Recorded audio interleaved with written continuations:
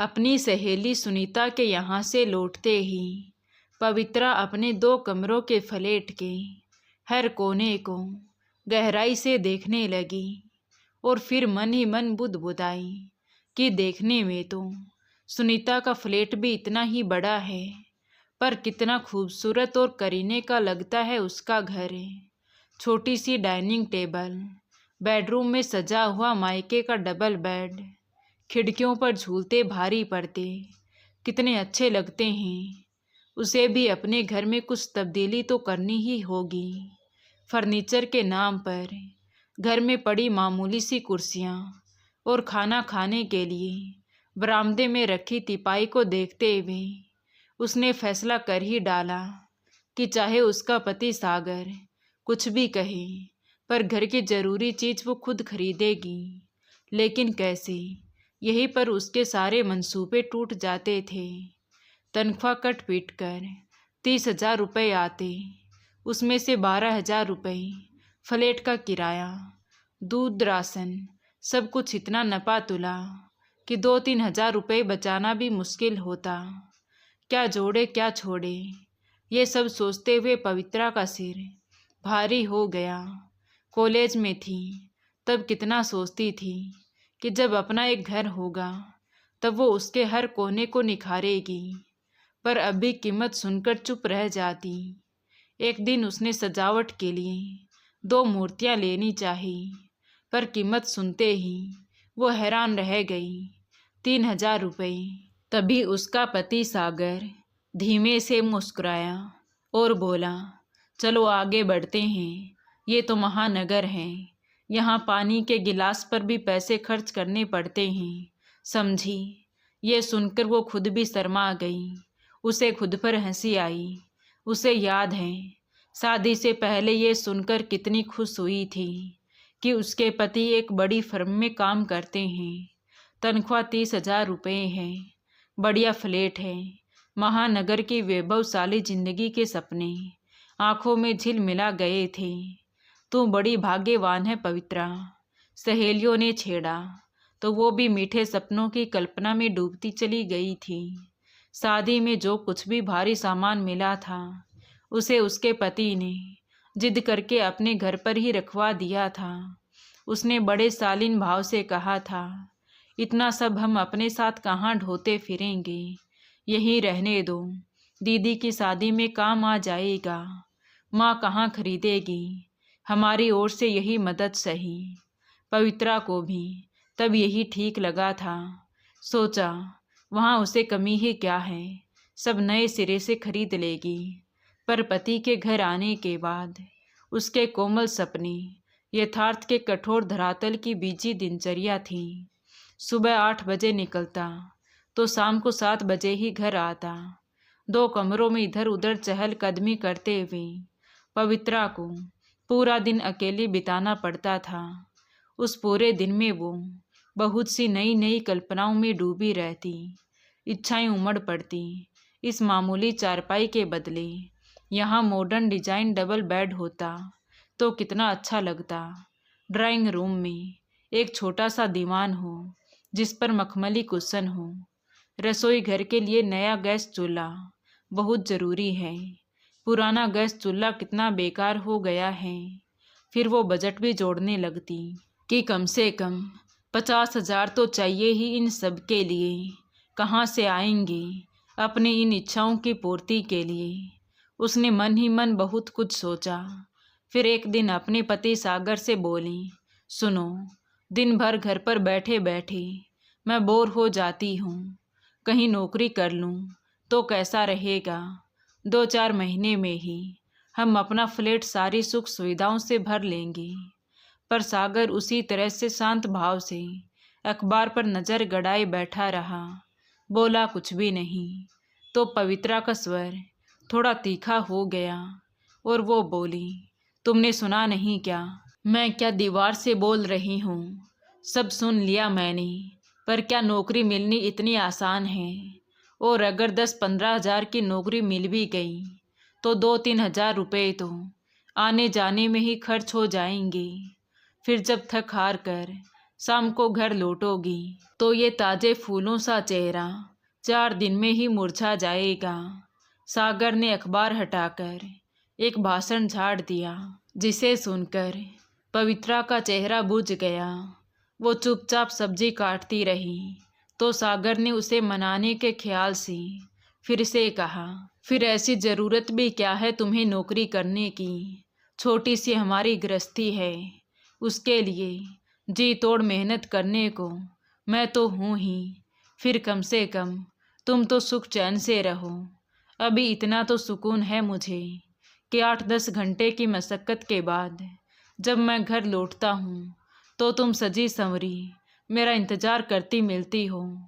तुम्हें देखकर सारी थकान मिट जाती है। क्या इतनी खुशी भी तुम अब छीन लेना चाहती हो? सागर ने धीरे से कहा। बोलो, क्या झूठ कहा है मैंने? तो पवित्रा धीरे से मुस्कुराते हुए बोली, पर तुम ये क्यों नहीं सोचती कि मैं दिन भर में कितनी बोर हो जाती हूँ। 6 दिन तुम अपने काम में बिजी रहते हो, संडे को कह देते हो कि आज तो आराम का दिन है, तो फिर मेरा क्या जी नहीं करता कहीं घूमने फिरने का? अच्छा, तो वादा रहा, इस बार तुम्हें इतना घुमाऊंगा कि तुम घूम घूम कर थक जाओगी। बस अब तो खुश। अपने पति की बात सुनकर पवित्रा भी हंस पड़ी। उसके कदम तेजी से रसोई घर की तरफ मुड़ गई। बातचीत में वो भूल ही गई थी कि गैस पर दूध रखा है। सोचने लगी, ठीक है, न सही नौकरी, जब सागर को बोनस के रुपए मिलेंगे तब वो एक ही बार में सब खरीद लेगी। ये सोचकर उसने अपने मन को समझा लिया था। पर तभी सागर ने उसे हैरानी में डालते हुए कहा, जानती हो, इस बार हम अपनी शादी की पहली सालगिरह कहाँ मनाएंगे? कहाँ? उसने जिज्ञासा से पूछा। तो सागर बोला, मसूरी में। क्या सच कह रहे हो? पवित्रा ने खुशी भरे स्वर में पूछा। तो सागर ने कहा, और क्या झूठ कह रहा हूँ। मुझे अब तक याद है कि हनीमून के लिए जब हम मसूरी नहीं जा पाए थे तो तुम्हारा मन कितना उखड़ गया था। हालांकि तुमने कहा कुछ भी नहीं था, लेकिन फिर भी मैंने समझ लिया था। पर अब हम शादी के उन दिनों की याद फिर से ताज़ा करेंगे। इतना कहकर सागर मुस्कुरा दिया तो पवित्रा भी खुश हो गई। पर कुछ पल बाद वो सोचकर बोली, खर्चा वो कहाँ से आएगा? यह सुनकर सागर ने कहा, बस यही शर्त है मेरी तुमसे कि तुम खर्चे की बात नहीं करोगी। ये खर्चा वो खर्चा, साल भर से यही सुनते सुनते तंग आ गया हूँ मैं। अब कुछ पल तो ऐसे आए जब हम रुपए पैसों की चिंता ना करें, बस खुशी से जिएं, जिंदगी के दूसरे पहलुओं पर विचार करें। ठीक है, पर तुम तनख्वाह के पैसे खर्च मत करना। हाँ बाबा, ठीक है, सारी तनख्वाह तुम्हें मिल जाएगी, सागर ने जवाब दिया। तो पवित्रा का मन एकदम हल्का हो गया और वो मीठी कल्पना में सोचने लगी कि अब इस बंदी बंधाई जिंदगी में बदलाव आएगा। बर्फ, पहाड़, वो जिंदगी की सारी परेशानियों से दूर कहीं अनोखी दुनिया में जाएंगे। उसके सपने फिर से सजने लगे। कुछ दिन बाद शादी की सालगिरह आई तो दोनों मसूरी घूमने के लिए निकल गए। पवित्रा को लगा जैसे शादी अभी हुई है, पहली बार वे लोग हनीमून के लिए जा रहे हैं। रास्ते के मनोरम दृश्य, ऊंचे पहाड़, झरने, सब कुछ कितना रोमांचक और खूबसूरत था। उन्होंने देहरादून से टैक्सी ले ली थी। होटल में कमरा पहले से ही बुक था, इसलिए उन्हें मालूम ही नहीं हुआ कि वो इतना लंबा सफ़र तय करके आए हैं। होटल में पहुंचते ही पवित्रा खिड़की के शीशे से झांकी। घाटी में सिमटा शहर, नीली सफ़ेद पहाड़ियाँ, घने पेड़ बड़े ही सुहावने दिख रहे थे। तब तक वेटर चाय की ट्रे रख गया। पहले चाय पीकर फ्रेश हो लो, खाना खाकर फिर घूमने चलेंगे, सागर ने कहा। और चाय ख़त्म करके वो भी उस खूबसूरत पहाड़ी को देखने लगा। खाना भी कितना स्वादिष्ट था। पवित्रा हर पकवान की जी खोलकर तारीफ करती रही। फिर वे दोनों ऊंची नीची पहाड़ियां चढ़ते हुए हंसी और ठिठोली के बीच एक दूसरे का हाथ थामे आगे बढ़ते रहे। खूबसूरत नज़ारे देखते हुए काफ़ी दूर चले गए। फिर थोड़ी देर आराम के लिए एक ऊंची चट्टान पर कुछ पलों के लिए बैठ गए। सच में बहुत खुश हूँ मैं, बहुत खुश। पवित्रा खुशी से बोली तो सागर भी चुपचाप मुस्कुराते हुए उसके ओर देखकर बोला, चलो अच्छा है, कम से कम तुम्हें खुशी तो मिली। तभी कुछ देर बाद ही पवित्रा को जैसे कुछ याद आया और वो एकदम से बोल पड़ी, पर एक बात तो तुमने बताई ही नहीं कि खर्चे के लिए इतने पैसे कहाँ से आए। होटल भी काफ़ी महंगा लगता है, किराया, खाना पीना और घूमना, ये सब तुम्हें पसंद तो आया ना, खर्चे की चिंता क्यों करती हो। सागर ने उसकी बात काटते हुए कहा। तो वो बोली, बताओ ना, क्यों छुपा रहे हो। उसकी जिद देखकर सागर ने कहा, तुम्हें मैंने बताया नहीं था, असल में बोनस के रुपए मिले थे। क्या? बोनस के रुपए? पवित्रा बुरी तरह चौंक गई। पर तुम तो कह रहे थे। कहते कहते उसका स्वर लड़खड़ा गया। अरे हाँ, बोनस के पैसे तो 1 महीने पहले ही मिल गए थे। पर तुम इतना क्यों सोच रही हो, आराम से घूमो फिरो, वो बोनस के रुपए तो होते ही इसलिए हैं। यह सब सुनने के बाद पवित्रा बिल्कुल चुप थी। उसके कदम सागर के साथ चल तो रहे थे, पर मन कहीं दूर, बहुत दूर उड़ गया था। उसकी आंखों में घूम रहा था वही 2 कमरों का अपना फ्लैट, उसमें पड़ी साधारण सी कुर्सियाँ, मामूली सी फर्नीचर। उफ, कितना कुछ सोचा था उसने। बोनस के पैसे आएंगे तो वो घर की सजावट का सारा सामान अपने हिसाब से खरीदेगी। 25-30 हज़ार में तो आसानी से पूरा घर सज सकता था। पर सागर ने सब कुछ यूं ही उड़ा डाला। उसे सागर पर घिन आने लगी। तभी सागर ने कहा, क्या सोच रही हो? ये देखो, बर्फ़ से ढकी पहाड़ियाँ, यही तो यहाँ की खासियत है, जानती हो, इसीलिए मसूरी को पहाड़ों की रानी कहा जाता है। वो उसे कुछ कुछ बोलकर खुश करने की कोशिश कर रहा था, पर पवित्रा कुछ भी नहीं सुन पा रही थी। वो विचारों में डूबी थी कि सागर ने उसके साथ ये धोखा क्यों किया है। यदि वही कह देता कि बोनस के पैसों से घूमने जा रहे हैं तो वो वही मना कर देती। ये सोच सोचकर उसका मन उखड़ता जा रहा था। रात को भी वही खाना था, दिन में जिसकी उसने जी खोलकर तारीफ की थी, पर अब वही खाना एकदम बेस्वाद लग रहा था। वो सोचने लगी, बेमतलब कितना खर्च कर दिया। 4,000 रुपये रोज़ का कमरा किराया, 800 रुपये में एक समय का खाना। इससे अच्छा तो वो घर पर ही बना देती। इसमें है ही क्या, ढंग के मसाले तक तो सब्जी में पड़े नहीं हैं। उसे अब हर चीज़ में नुक्स नज़र आने लगा। उसे यूँ मायूस देखकर सागर ने फिर से कहा, देखो, अब खर्चा तो हो ही गया है, फिर क्यों इतना सोचती हो। पैसे और कमा लेंगे। अब जब घूमने निकले हैं तो कम से कम उसका पूरा आनंद तो लो। रात को देर तक सागर उसे समझाता रहा, पर वो मुंह फेरकर लेटी रही। उसका मन उखड़ गया था। उसका बस चलता तो उसी पल उड़कर वापस चली जाती। पल भर में ही सारा माहौल बदल गया। अगले दिन सुबह भी सागर ने उसे मनाने की कोशिश करते हुए कहा, चलो घूम कर आते हैं, तुम्हारी तबीयत बहल जाएगी। यह सुनते ही पवित्रा चिल्ला पड़ी, कह दिया ना कि मुझे अब यहाँ नहीं रहना है। तुम जो भी रुपए वापस मिल सके वो ले लो और फिर चलो यहाँ से। ये क्या बेवकूफ़ों की तरह बातें कर रही हो पवित्रा। कमरा पहले से ही बुक हो गया था, किराया पहले ही दिया जा चुका है। अब थोड़ी बहुत किफ़ायत होगी भी तो खाने पीने की होगी। क्यों सारा मूड चौपट करने पर तुली हुई हो।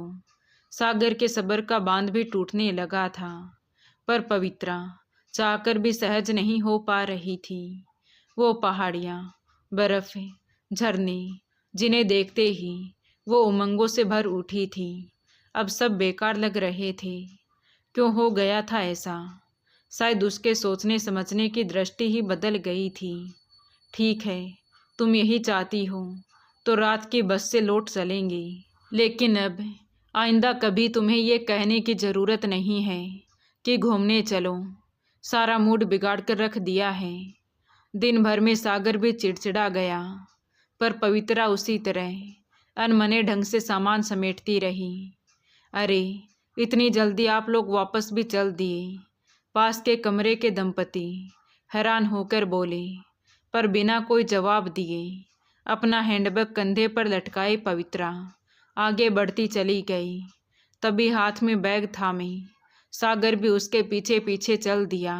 बस तैयार खड़ी मेली। बैग सीट पर रखकर सागर धम से बैठ गया। देहरादून पहुंचकर वे दूसरी बस में बैठ गई। सागर को काफ़ी देर से ख्याल आया कि गुस्से में उसने शाम का खाना भी नहीं खाया था। उसने घड़ी देखी, 1 बज रहा था। नींद में आंखें मचल रही थी, पर सोने की इच्छा नहीं थी। वो खिड़की पर सर रखकर सोने का बहाना करने लगा। आते समय कितना चाव था, पर अब पूरी रात पल भर के लिए भी वो नहीं सो पाए थे। दोनों ही सब कुछ भूलकर अपने अपने ख्यालों में गमगीन थे। इस तरह वे दोनों एक दूसरे से पूरी तरह कटे कटे से घर पहुँचे। अगले दिन सुबह सागर का उतरा हुआ चेहरा देखकर पवित्रा सहम गई। शायद वो बहुत गुस्से में था। अब पवित्रा को अपने किए पर कुछ शर्मिंदगी महसूस हुई। उस समय तो गुस्से में उसके सोचने समझने की ताकत ही जैसे गायब हो गई थी, पर अब लग रहा था कि जो कुछ हुआ ठीक नहीं हुआ। कम से कम सागर का ख्याल रखकर ही उसे सहज हो जाना चाहिए था। कितने उत्साह से उसने घूमने का प्रोग्राम बनाया था। कमरे में घुसते ही थकान ने शरीर को तोड़ डाला। कुर्सी पर धम से गिरकर वो सब कुछ भूल गई। फिर कुछ देर बाद ही ख्याल आया कि सागर ने उससे रात भर से बात नहीं की है। कहीं बिना कुछ खाए ही ऑफिस ना चला गया हो। ये सोचकर वो उठने ही वाली थी कि देखा तो सागर चाय बनाकर लाए हैं। उठो, चाय पियोगी तो थकान दूर हो जाएगी, कहते हुए सागर ने धीरे से उसका चेहरा ऊपर उठाया। तो अपने प्रति सागर के इस विनम्र प्यार को देखकर पवित्रा सब कुछ भूलकर उसके कंधे पर सर रखकर रो पड़ी। मुझे माफ़ कर दो सागर, पता नहीं क्या हो जाता है मुझे। अरे ये क्या, गलती तो मेरी ही थी। अगर मुझे पता होता कि तुम्हें घर की चीज़ों का इतना शौक़ है तो मैं घूमने का प्रोग्राम ही नहीं बनाता। आगे से ध्यान रखूँगा। तभी सागर का स्नेह भरा स्वर सुनकर पवित्रा खुशी से झूम उठी। आज उसे अपने 2 कमरों का घर सारी सुख सुविधाओं से भरा पूरा प्रतीत हो रहा था। वो सोचने लगी कि सब कुछ तो है उसके पास, इतना ज़्यादा प्यार करने वाला, उसके सारे गुनाहों को भूलकर इतने प्यार से मनाने वाला विशाल हृदय का पति पाकर भी वो अब तक बेकार ही दुखी होती रही। पर अब नहीं, अब मुझे कुछ भी नहीं चाहिए, कुछ भी नहीं। मन ही मन उसके होठ बुदबुदा उठे और फिर सागर के कंधे पर सर रखकर वो सुखद एहसास में खोती चली गई। तो दोस्तों, आपको ये कहानी कैसी लगी कमेंट करके ज़रूर बताएं। कहानी अच्छी लगी हो तो प्लीज़ वीडियो को लाइक करें, शेयर करें और हमारे चैनल कहानी विद देवांशी को सब्सक्राइब ज़रूर करें। Thank you.